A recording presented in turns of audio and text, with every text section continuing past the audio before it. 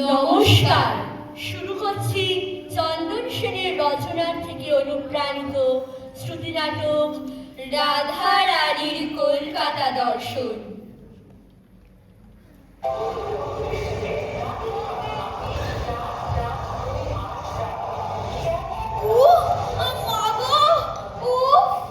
এই তোদের কলকাতা?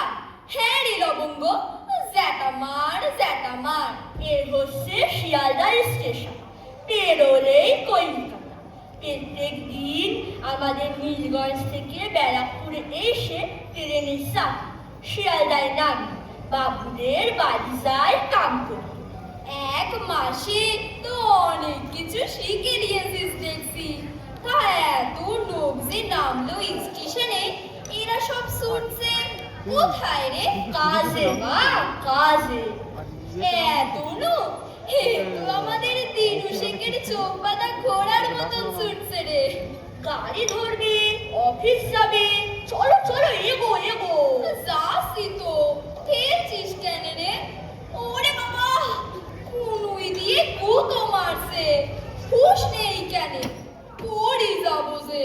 আবার হাত ধরো মা, সবাই বাস ট্রেন ঘন্টির চোটে অফিসে দেরি হয়ে যাবে না? অফিসে দেরি হবে বলে বয়স্ক মা ঠাকুমাকে ঘা মারতে মারতে ছুটবে? খুব অসভ্য জায়গা রে তোর কলকাতা। লোকগুলি চিকন চিকন জামা পইছে, কিন্তু মনগুলো বড্ড ময়লা।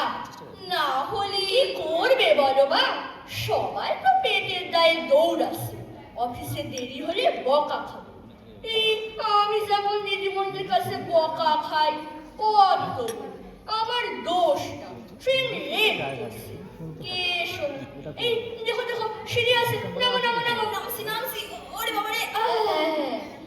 এই দেখো, এই তোমার কলকাতা।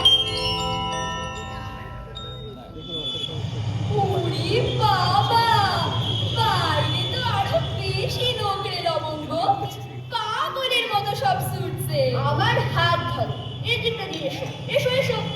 কত খাবারের দোকান রে লবঙ্গ, এখানে কি পাওয়া যায় রে? যায় না বল, সব খাবারের নাম তুমি শোনো দেখি।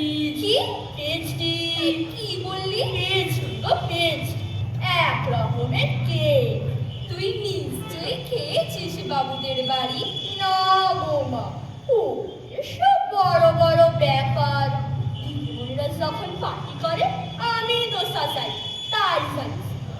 জানো মা, কুকুরটারও একটা স্পেশাল বিস্কুট আছে, কি সুন্দর বিস্কুট, রোজ ওকে খাওয়াই। ময়লা কলকাতা। বলছো? বলছি বাসে চড়বি না? ওই দেখ ছোট বাস, ওইটায় ভাড়া কম হবে। ওটা মিনি বাস মা, মিনি বাসে ভাড়া বেশি। বড় বাসে যাব, ওটায় ভাড়া কম, জায়গাও বেশি। সবই দেখছি উল্টারে লবঙ্গ। জানিস তোর বাপের একবার ঘড়ি কেনবার শখ হয়েছিল, দোকানে ঢুকে দেখে বড় ঘড়ির দাম 100 টাকা, হাত ঘড়ির দাম 300 টাকা। কলকাতাতে ছোট জিনিসের দাম বাড়ে। ওই যে ফাঁকা বাস আসছে, ওঠো ওঠো ওঠো, সাবধানে ওঠো। উঠছি উঠছি, ওরে বাবা রে। হ্যাঁ, এইখানে বসে পড়ো। কি মা, কেমন লাগছে? ভালো লাগছে রে। তুই বসবি না? আমার অভ্যাস আছে। আচ্ছা বলো, কি কি দেখবা? কালীঘাট, পাতাল রেল, গড়ের মাঠ, চিড়িয়াখানা। চিড়িয়াখানা? বাসে মানুষগুলো যেমন হনুমানের মতো ঝুলতে দেখছি, চিড়িয়াখানার দেখবো না রে। তাহলে কালীঘাট যাবা নাকি পাতাল রেল যাবা? না রে, এই যাত্রায় শুধু গড়ের মাঠ দেখবো। একদিন ছুটি লিয়া তোমার শুধু গড়ের মাঠ দেখাবো? কারণ আছে, আজ শুধু গড়ের মাঠই নিয়ে চল। হ্যাঁ রে লবঙ্গ, এই বাস তো আমাদের দিনু শেখের ঘোড়ার গাড়ির থেকেও আসতে ছুটছে। গড়ের মাঠে কখন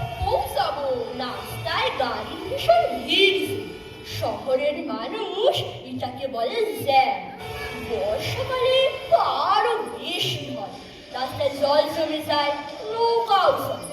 তারপর দেখছো না, আজ আবার মিছিল, বেশ সময় লাগবে আজ। মিছিল? মা, মা, কি গো, চুপ করে গেলে? শরীর খারাপ লাগছে না তো? কিছু না, কিছু না।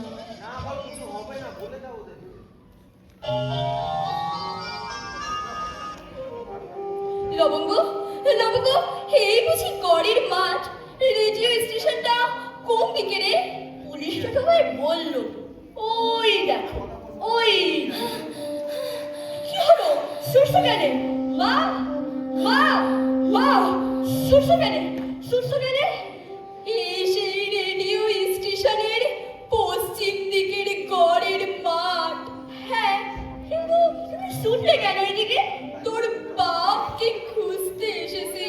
মা, 25 বছর আগে হারিয়ে যাওয়া তোর বাপ, খুঁজবি না লবঙ্গ? তাকে এখন কোথায় পাবে মা? সে তো মিছিলে এসে হারাই গেছিল। হ্যাঁ, কলকাতা দেখার টানে মিছিলে আসতো তোর বাপ। সেবার বলল, রাধা, তোর জন্যে কলকাতা থেকে নকল সোনার গয়না আনবো, দেখবি আসল থেকেও সিগনাল এলো কলকাতায়। ওমা, ওমা, গুলি চললো মিছিলে, সে যেদিকে পারে পালাইছে। তোর বাপ আর ফেরেনি রে, তোর বাপ আর ফেরেনি।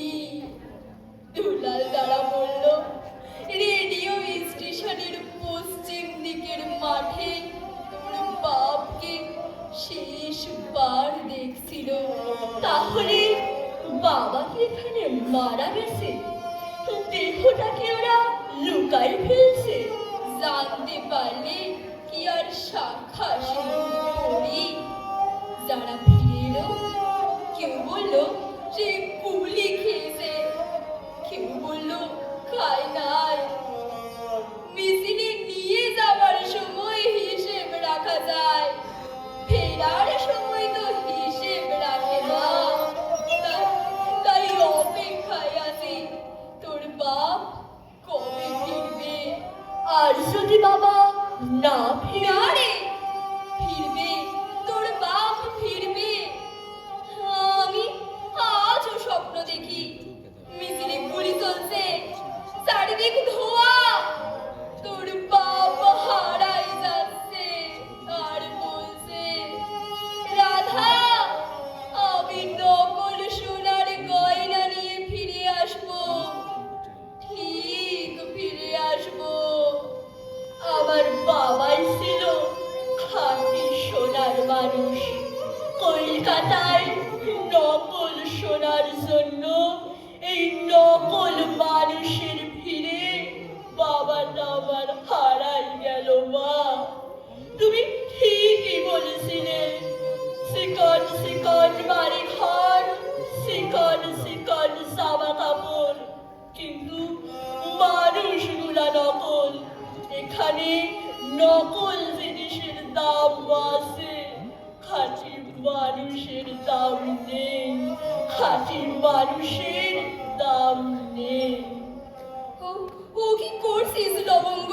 এই সবুজ ঘাস হয়তো বাবার শেষ পায়ের ছাপ আছে, তাই পেন্টাম করছি আর বলছি, বাবা তুমি ফিরে এসো, কলকাতাকে সুন্দর করার সোনা নিয়ে ফিরে এসো বাবা, ফিরে এসো। আমার কলকাতা দেখা হয়ে গেল রে লবঙ্গ। তোর বাপের পায়ের ছাপ ফেলা এই মাটি আমার কাছে সখ্য। চল, এবার আমার বাড়ি নিয়ে চল। নমস্কার। আমাদের স্মৃতি নাটক শেষ হয়ে গেছে। লবঙ্গের চরিত্রে ছিলাম আমি শৈলেন্দ্র সিনহা বাবু, রাধারানীর চরিত্রে আমি সমৃদ্ধি দাশগুপ্ত।